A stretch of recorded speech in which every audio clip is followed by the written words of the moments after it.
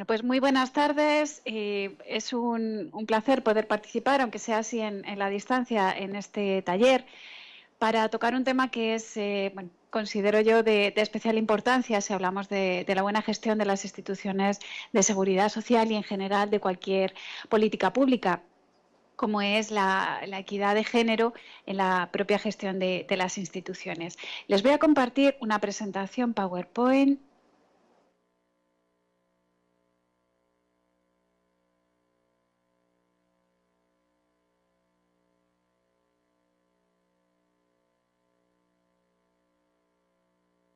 Bueno, como les decía, el tema que me gustaría compartir con ustedes en el día de hoy es este de la perspectiva de género en la gestión de instituciones de seguridad social.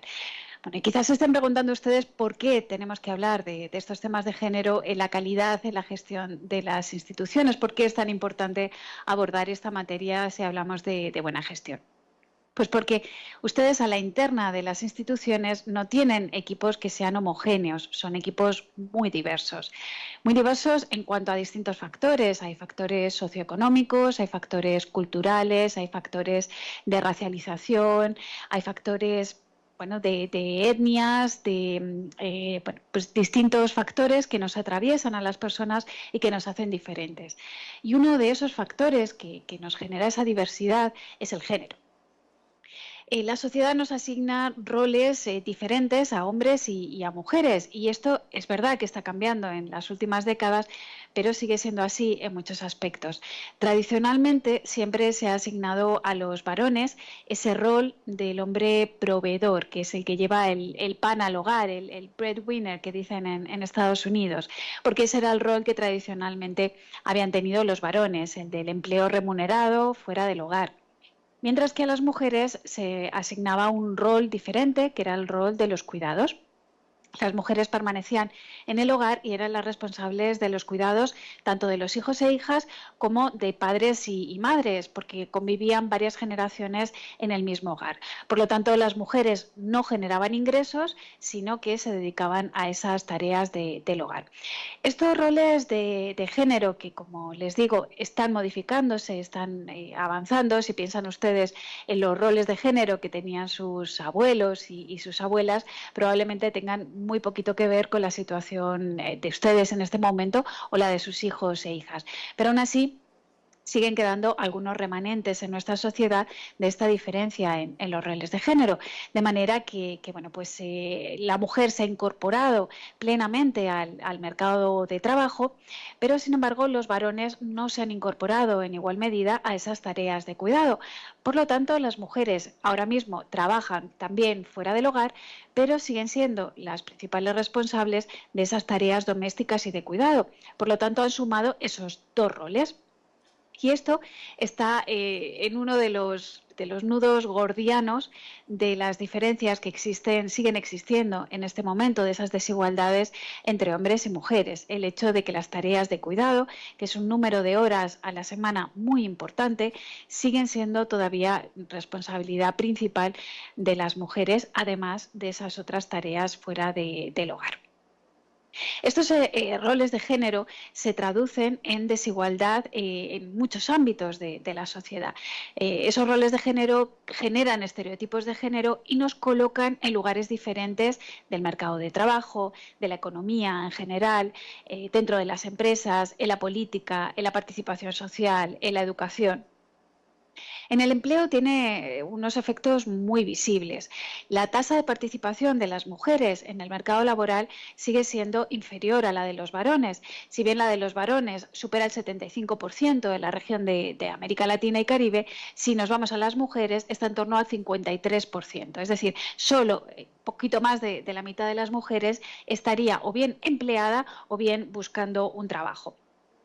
Y muchas de ellas están fuera de ese mercado laboral y no están buscando activamente empleo, porque están dedicadas a esas tareas domésticas y de cuidado. También se genera desigualdad en el desempleo. El desempleo de las mujeres es ligeramente superior al de los varones en la región de América Latina y Caribe. Esto se vio muy acentuado durante la época de la pandemia, con los confinamientos, etcétera.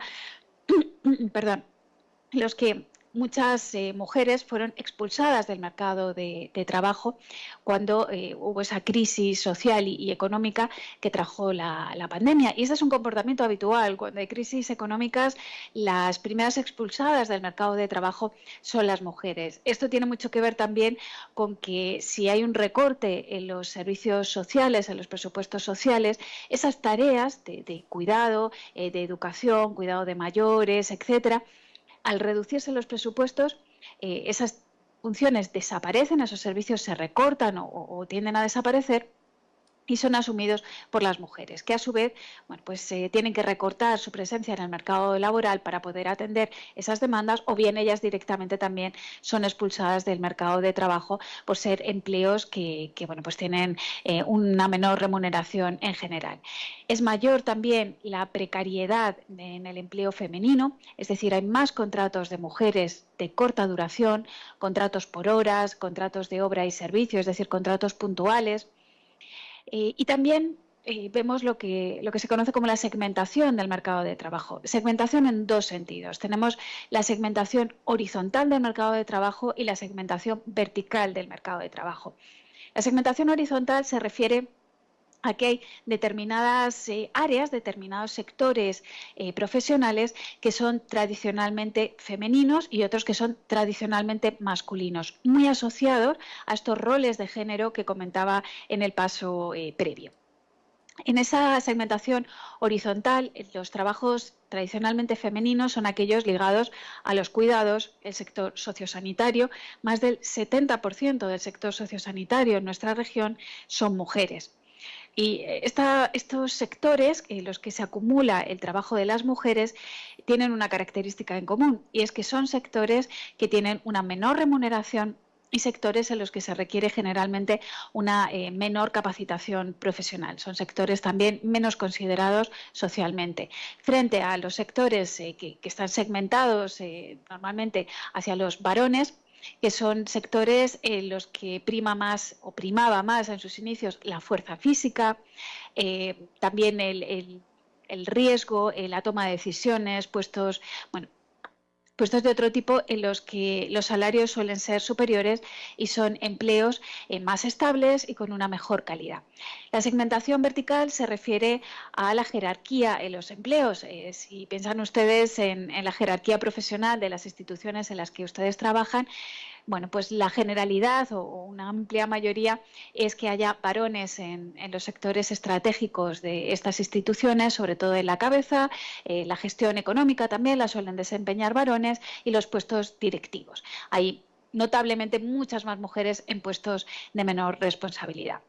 Esta desigualdad en el ámbito del empleo hace que las mujeres acumulen una menor densidad de cotizaciones por todas estas discriminaciones, sumado a que las mujeres tienen una mayor intermitencia en el mercado de trabajo, es decir, tienen más entradas y salidas del mercado laboral para dedicarse a las tareas de cuidado, sea por el nacimiento de hijos o hijas o por tener que cuidar de personas, normalmente personas adultas mayores en situación de dependencia.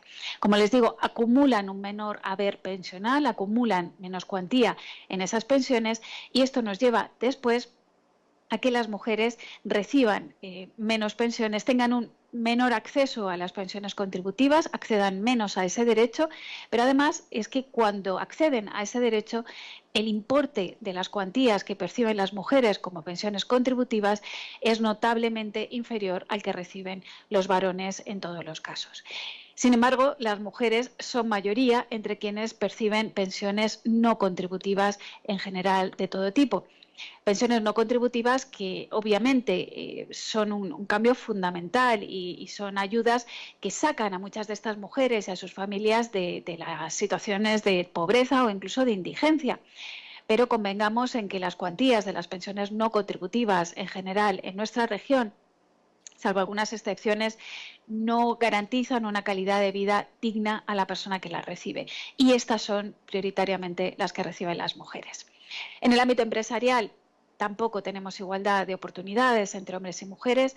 Hay menos mujeres que llegan a los puestos directivos, también por esta segmentación vertical del mercado de trabajo. Hay menos mujeres que llegan a los puestos directivos de las empresas. En los consejos de administración es difícil encontrar, incluso aquí en Europa, es difícil encontrar empresas que tengan más de un 30% de mujeres en sus consejos de administración. El 30% se considera que es como el mínimo, la masa crítica mínima necesaria para generar un cambio. Y esto en la dirección de las empresas, lamentablemente, todavía no sucede. Pero es que también en la propia organización del trabajo, en las empresas, sigue habiendo distintos tipos de discriminación por las tareas que realizan, desigualdades salariales, desigualdades en horarios, en percepción de pluses, complementos, etc. Desigualdad también en el ámbito de la política. Por suerte, en las últimas décadas, cada vez más mujeres se han incorporado a la vida política en nuestra región. De hecho, ha habido ya 11 jefas de Estado y de Gobierno en nuestra región.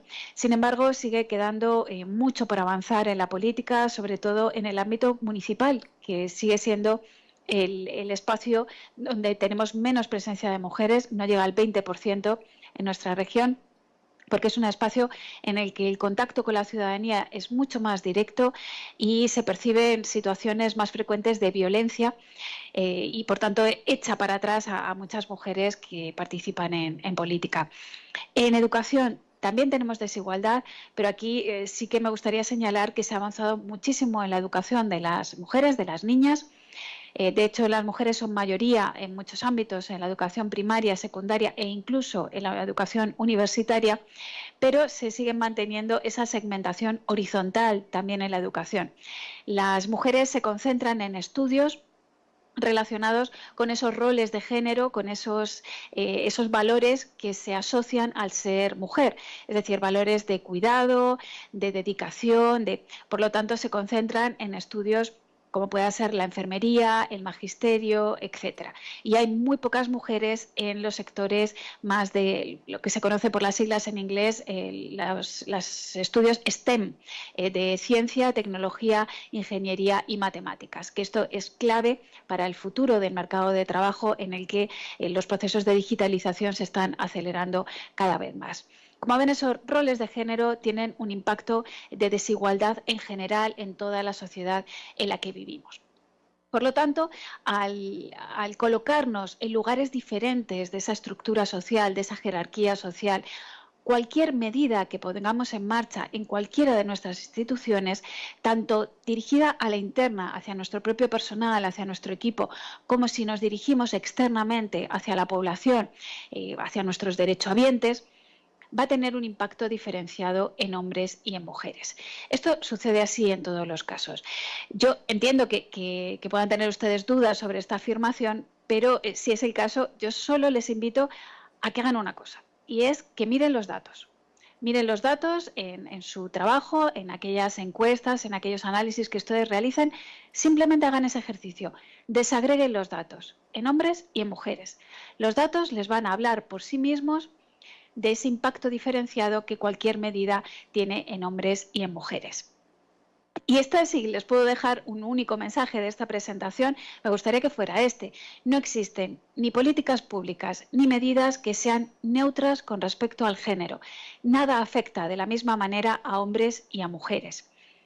Quizá alguno de ustedes esté pensando, bueno, pues las prestaciones de seguridad social, por supuesto que son neutras con respecto al género. En la ley no dice esta prestación es para hombres o esta prestación es para mujeres y por lo tanto es neutra. Pues no, lamentablemente no es así.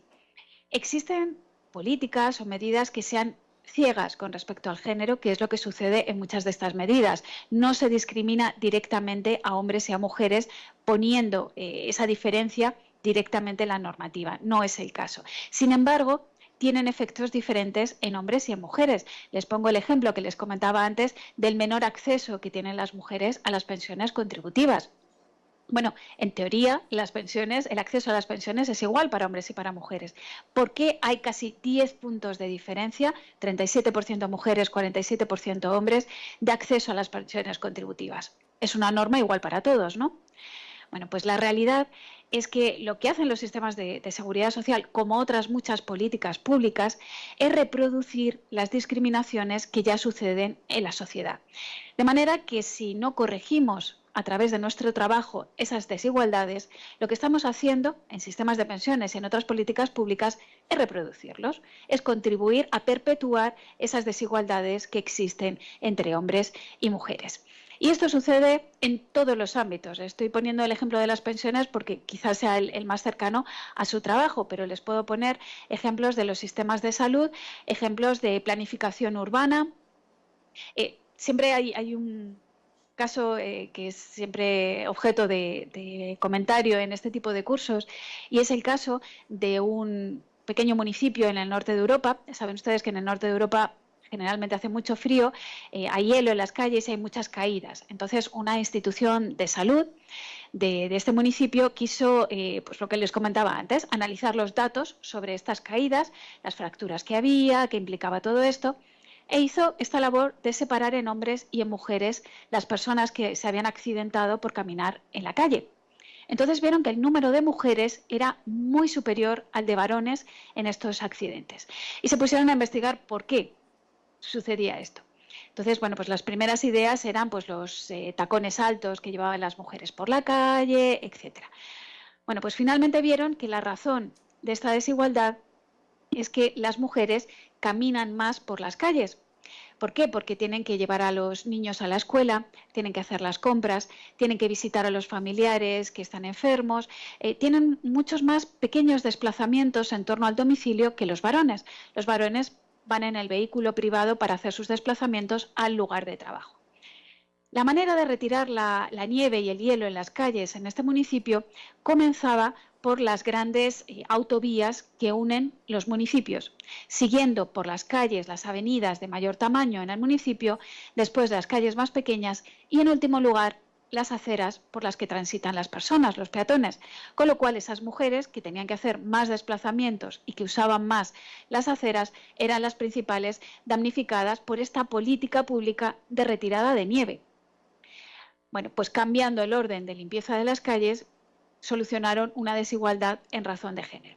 Como ven, casi cualquier política pública en la que puedan ustedes pensar tiene un impacto diferenciado en hombres y mujeres. Y desde luego su labor en las instituciones, como les decía, tanto internamente con su equipo como de cara al exterior, es una de ellas. Por eso les proponíamos la importancia de aplicar la perspectiva de género en la labor de las propias instituciones, especialmente, y como se dirige este taller, a la buena gestión, especialmente a la interna de las propias instituciones, hacia sus equipos de trabajo, pero también, en la medida de lo posible, cuando hacen ustedes servicios hacia el exterior o cuando aprueban normativa de cara a prestaciones, etcétera. Aplicar la perspectiva de género significa ver esa desigualdad entre hombres y mujeres en el impacto que tienen nuestras acciones. Si se fijan ustedes en la imagen, tienen unas gafas y lo que por fuera de las gafas se ve del mismo color, se ve como un grupo homogéneo. Al ponerse las gafas vemos las diferencias entre hombres y mujeres. Y esto es exactamente lo que hace la perspectiva de género, es examinar qué implicaciones tienen para hombres y para mujeres cualquier acción. Cualquier acción planificada que incluye legislación, incluye los presupuestos, incluye políticas, incluye programas, etc. ¿Cómo aplicamos esa perspectiva de género en las instituciones? Bueno, pues si miramos a la interna de las instituciones, en la labor que ustedes realizan internamente, tenemos dos opciones. Podemos aplicar medidas puntuales o podemos generar un plan de igualdad integral. El plan de igualdad integral, por supuesto, es una apuesta mucho más decidida por parte del equipo directivo y por todo el personal de la institución hacia la igualdad, porque va un paso más allá. Es un abordaje holístico, un abordaje integral de la igualdad en las instituciones. Pero, bueno, pues entendemos que en algunos casos hay instituciones que prefieren aplicar todavía medidas puntuales para fomentar la igualdad antes de embarcarse en ese proyecto mucho más global, al que personalmente les invito a analizar, al menos a plantearlo, porque es un ejercicio realmente muy útil para cualquier institución. Pero pongamos que se quieren decantar ustedes por esas medidas puntuales para implementar en las propias instituciones. Bueno, hay un catálogo, un abanico amplísimo de posibles medidas que pueden ustedes llevar a cabo. Comenzando por las medidas para la conciliación de la vida laboral, personal y familiar. Esto, por supuesto, que tiene un impacto en esas diferencias, en esas desigualdades de género, porque, como hablábamos, las mujeres siguen todavía siendo las principales responsables de esas tareas de cuidado.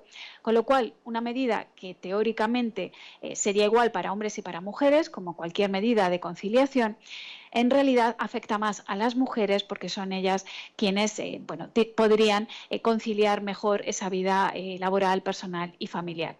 En este catálogo de medidas de conciliación me estoy refiriendo no solo a los permisos de paternidad, maternidad o parentalidad, sino también a los permisos por enfermedad de hijos e hijas, para que haya esa disponibilidad de tiempo para dedicarlo a las tareas de cuidado.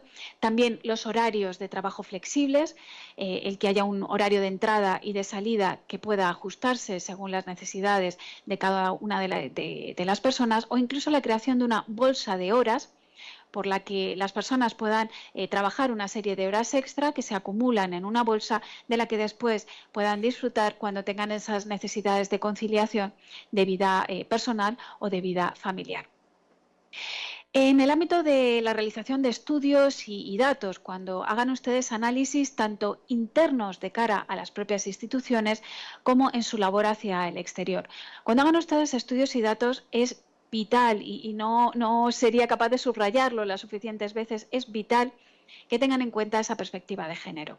Que cuando aborden un análisis, por ejemplo, si están planteando ustedes una nueva prestación en salud o una nueva prestación económica por vejez, por ponerles solo algunos ejemplos, que en esos análisis que ustedes hagan vean el impacto diferente de esa propuesta en hombres o en mujeres.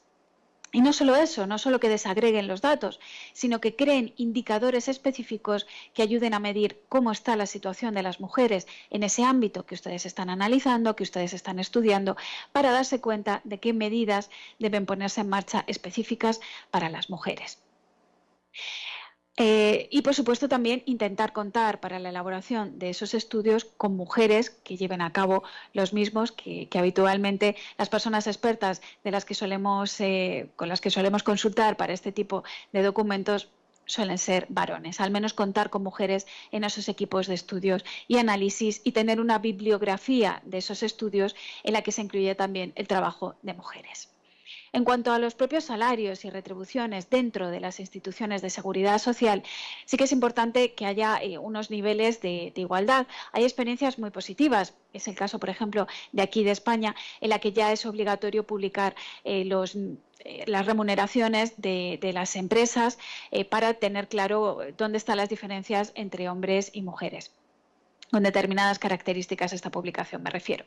Y es que es cierto que, como les decía antes, estamos reduciendo mucho las discriminaciones directas y ya no es fácil ver esa diferencia salarial tan evidente entre hombres y mujeres, pese a que la brecha salarial aquí en Europa todavía ronda el 18% de salario. Como les decía, ya no es tan evidente ver esas discriminaciones directas y, sin embargo, seguimos teniendo diferencias en las retribuciones. Y uno de los elementos clave que generan esas diferencias en las retribuciones es la aplicación de complementos o pluses salariales. Es decir, aplicamos complementos, por ejemplo, por trabajo en horarios diferentes al habitual, el trabajo nocturno, trabajo en fines de semana, etcétera, al que optan mayoritariamente varones porque no tienen esas tareas de cuidado. Hay menos mujeres que puedan candidatarse a tener ese tipo de horarios porque siguen siendo las principales responsables de esas tareas de cuidado. También damos pluses, por ejemplo, por trabajo de especial fuerza física y, sin embargo, no se dan pluses por peligrosidad a las mujeres que realizan tareas de limpieza con productos de limpieza que son finalmente tóxicos cuando se acumula su uso a lo largo del tiempo. Entonces, con estos pluses, pues estamos generando desigualdades en nuestros equipos. Las promociones profesionales a la hora de ascender a personas de los equipos, que tengamos en cuenta también todos estos elementos. Hay estudios que nos demuestran que es más fácil que los hombres asciendan profesionalmente a otros hombres a que asciendan a las mujeres. Y bueno, pues una ayuda en este sentido es el usar baremos para valorar los méritos profesionales, o incluso que se puedan hacer valoraciones sin nombre, anónimas, que permitan que bueno, pues el género en este caso no sea un problema. En el ámbito de la formación también sería importante ver en nuestras instituciones qué personas acceden a cursos de formación, porque esto es importante también a la hora de poder ascender profesionalmente. Y si esos cursos de formación se imparten en horario fuera de la oficina, habrá menos mujeres con cargas, con responsabilidades de cuidado, que varones que puedan hacer uso de ellos. La comunicación, el lenguaje no sexista, el uso del lenguaje no sexista, sobre todo lenguaje administrativo que se usa en las instituciones de seguridad social, obviamente esto no supone un cambio enorme en esas desigualdades que sufren las mujeres, pero es un elemento que nos ayuda a visibilizar dónde no hay mujeres. Si yo uso un lenguaje exclusivamente masculino, nunca voy a ver que hay espacios en los que realmente no hay mujeres, porque no las estoy nombrando. Esto me va a ayudar a verlo. Entonces, sería importante que cuidáramos ese lenguaje interno, el lenguaje administrativo, para nombrar las mujeres. Y también en el ámbito de la comunicación, el no usar siempre imágenes estereotipadas de varones, no usar clichés de género, pues, por ejemplo, en los anuncios de nuevas prestaciones de seguridad social, tradicionalmente vemos a mujeres como cuidadoras de la familia. Bueno, pues, ¿por qué no avanzar hacia imágenes que sean más inclusivas? Por supuesto, combatir el acoso por razón de sexo y el acoso laboral, el acoso sexual en el ámbito de trabajo, combatirlo en nuestras instituciones, y la violencia en todos sus términos. Aquí, si les sirve de referencia, desde la OIS llevamos aplicando desde el año 2019 un protocolo en este sentido contra el acoso, que extendemos a todas nuestras actividades y a todas las personas que trabajan en la casa o consultorías externas que realizamos. Y también se puede aplicar esa perspectiva de género a la hora de hacer nuestros presupuestos, tanto los presupuestos de las prestaciones que van hacia afuera como los presupuestos internos. Ver cada partida presupuestaria, a quién va dirigida y cómo impacta en hombres y en mujeres. Y al menos etiquetar por razón de género, que lo están haciendo ya incluso algunos gobiernos de la región, etiquetar por razón de género cada uno de los gastos que realizamos. Si nos vamos ya, y voy concluyendo, a ese otro modelo, a los planes de igualdad de oportunidades, estamos haciendo un abordaje mucho más integral de los temas de género a la interna de las instituciones, porque los planes de igualdad son un conjunto de medidas, un conjunto ordenado, que no es un café para todos, no es un modelo único, sino que se construye solo después de hacer un diagnóstico de la situación interna dentro de cada una de las instituciones. Es decir, primero vemos cómo estamos y después ya analizamos qué medidas es necesario poner en marcha para ir avanzando hacia una situación de más igualdad. Las medidas que se pongan en marcha, por supuesto, pueden ser de todo el tipo que les estaba comentando antes, y alguna más específica que se vea internamente en las instituciones. Estos planes de igualdad de oportunidades tienen que ser integrales, tienen que implicar a toda la plantilla. Es decir, no son un ejercicio solo para los equipos que llevan los temas de diversidad o de igualdad, sino que tiene que partir del nivel directivo de la institución y permear a toda la institución, al área de comunicación, al área de presupuestos, a todo el equipo. Tiene que ser dinámico, tiene que ir evolucionando según evolucionan las instituciones, sistemático y coherente, flexible, por supuesto, para ir adaptándose, y ojalá temporal, para que concluya cuando se corrijan esas situaciones de desigualdad. En estos planes de igualdad, por supuesto, cada equipo tiene, dentro de las instituciones, tiene un papel diferente, pero es importante subrayar que atañe a la totalidad de la institución. Tiene 6 grandes pasos. La elaboración de estos planes de igualdad parte de un compromiso de la organización, un compromiso que necesariamente tiene que venir del nivel directivo, debería ser por escrito y debería venir acompañado de una estimación presupuestaria de cuánto quiere invertir la institución en de procurar esta igualdad de oportunidades entre hombres y mujeres. Conlleva también la creación de un comité, de una comisión permanente de igualdad, que es quien va a estar marcando el ritmo de este proceso de elaboración de planes de igualdad de oportunidades, y que está compuesto por personas de distintos equipos, es decir, no es directamente el equipo de igualdad quien se va a encargar de la elaboración del plan, sino que está compuesto transversalmente por distintas áreas.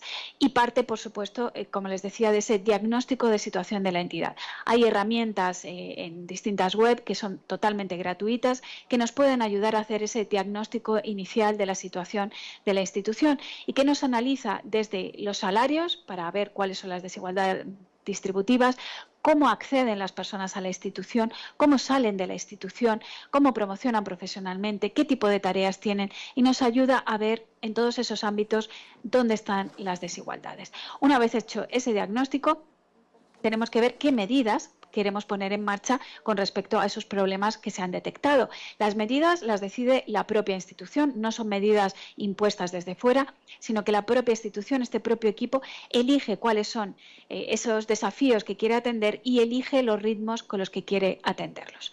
Se implantan las medidas acordadas y finalmente, por supuesto, se evalúa el proceso para asegurarse de que está teniendo los resultados deseados y, si no, reprogramar periódicamente cuáles son esos objetivos. Como les digo, dos opciones, un abordaje integral o un abordaje por medidas puntuales, que son igualmente pues opciones que tienen ustedes encima de la mesa si desean avanzar en este ámbito de la igualdad, que es un elemento básico y primordial cuando hablamos de la calidad, de la buena gestión de las instituciones de seguridad social.